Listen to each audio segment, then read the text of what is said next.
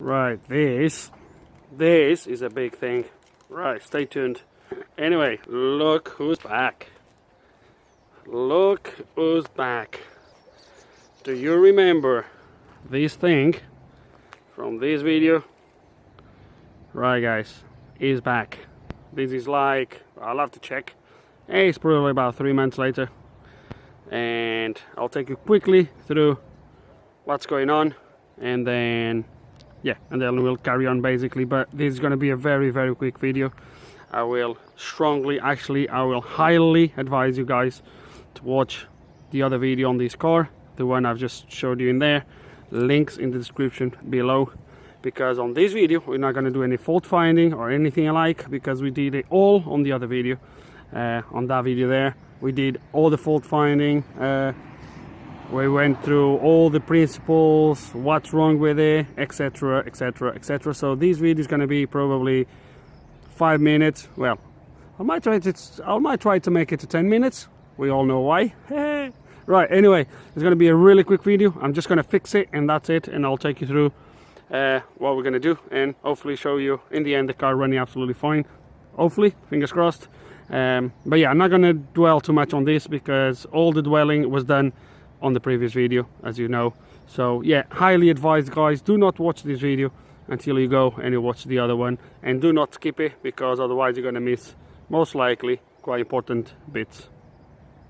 Okay, so a few things I would like to highlight before. So one, this previous video on this car was recorded literally 3 months ago. So I uploaded the video on the 30th of October 2022, so literally 3 months ago. Today is the 6th of February 2023, so it was literally 3 months ago.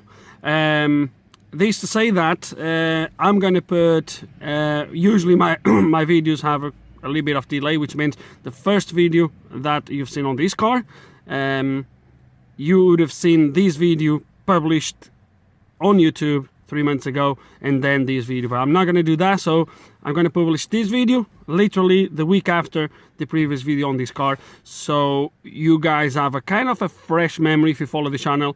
So the previous video will still be in your head. So that's number one. So I'm not going to put really as much delay as I usually do. It's still going to be a little bit of delay, because by the time the other video comes to be published, it's still a few months from today. But anyway, but for you guys on YouTube, for you guys on YouTube, this video will be straight after. Anyway, that's point number one. Point number two, there's one thing I believe I forget to mention, which is on the other video, which is the actuator. There is actually Garrett actuators that do give the opposite voltage. Unfortunately, I could not find any reliable information to tell me which ones do give me the opposite voltage. So I was a little bit like, oh, okay. So at the moment we're just gonna confirm that the faults are still on the car. The car came with the engine light on. We're gonna start it up and just make, actually before I start it up, I want to load the same live data as before.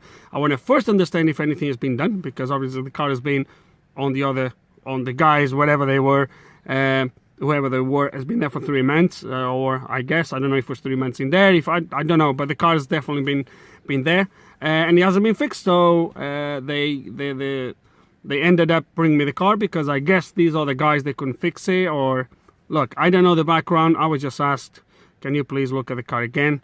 The guy was not very keen to ask me. I could see the guy was a little bit embarrassed to ask me to look at the car again, especially after everything that happened on the other time. Anyway, but he asked me, I said, look, no problem at all, bring me the car, I'll have a look and I'll try to fix it. So that's what we're gonna do. So so yeah guys, actually I'm not gonna even show you the live data or anything like that. All of that is on the other video. So all I'm gonna do, I'm gonna check all of that. I'll just tell you what I'm finding and hopefully fix the problem. I don't want to make this video to be too long. And yeah, so that's what it is. Okay, so I literally just finished to repair the turbo issue, which there is a separate video just for that, but more into that in a bit. At the moment I'm charging a little bit of the battery, and because I haven't test drive the car yet. Live data shows me that everything should be okay, but obviously we're going to have to start it up and go for a test drive. I still have VCDS connected to clear the codes, but I'm going to do that, go for a quick test drive. If you remember from the previous video, the code would come back extremely quick just by idling the car. So I'm going to start the car and hopefully everything is good and we can wrap up this video, and then yes, I will show you exactly on the live data everything that we've done and that everything is good. Okay, and I'm going to show you the live data, okay, because I think you guys are going to be obviously interested. Turn that off. Okay, so I don't need to go through a lot.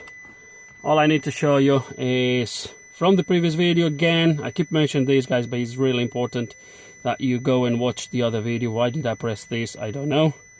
So select. Let me put the phone just for a tiny bit. I just want this thing out of here, to be honest. Also, a quick thing, which will make sense for the next video. The guy just asked me to do this cheap as possible.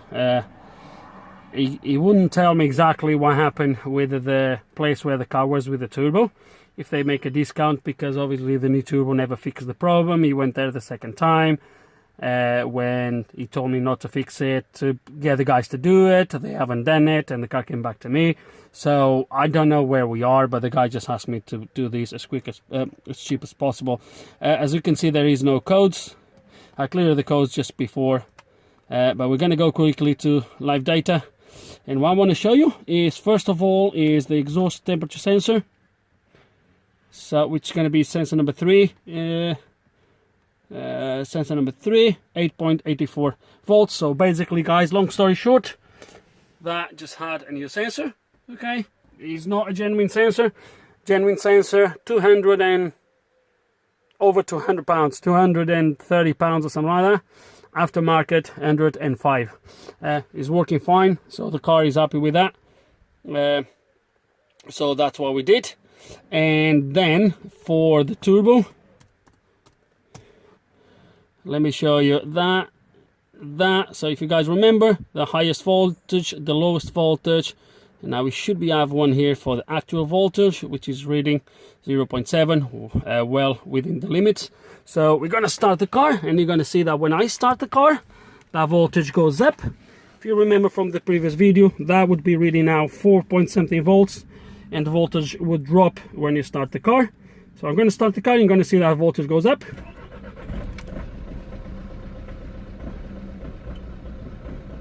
There we go.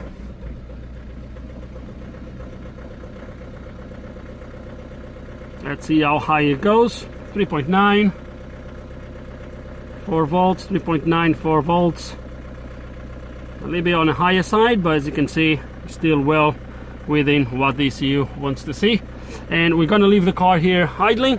If you guys remember before, the car used to throw the code after a few seconds idling. I'm gonna leave it here idling. In a minute, we're gonna go for a test drive, make sure it drives okay, and then hopefully wrap up this video. Okay, so this is the following day. We're gonna go for a test drive. Again, I did a test drive yesterday.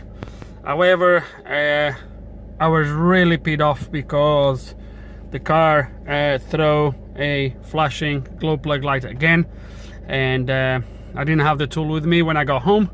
But they felt completely different what the car was doing, and basically was a 22. I should have taken a picture. 2274, I think it was, something like that. It was basically reporting a boost leak. A little bit of investigation, and I actually found these two bolts completely loose. With the bonnet open, you'd readily be the engine, and you could see the smoke coming through there. So by the time I finish it off, and you was too late.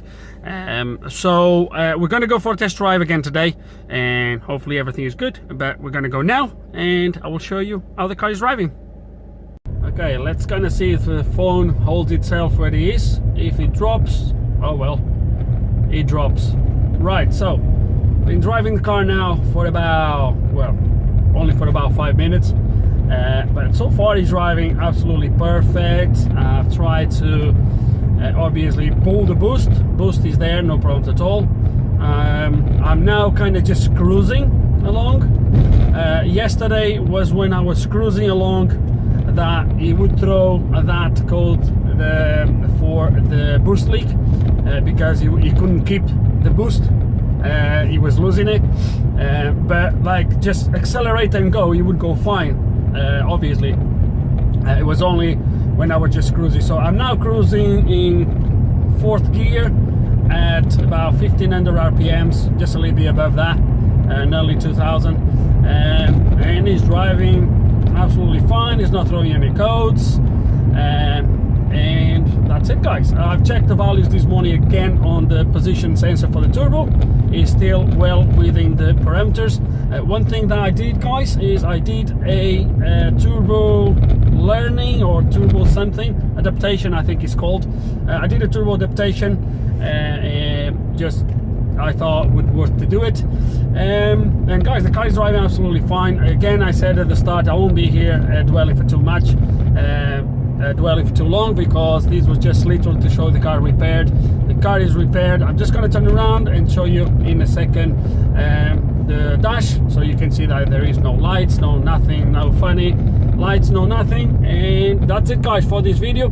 If you want to know again how I repaired that turbo actuator, guys, you're gonna have to wait for the video to be published.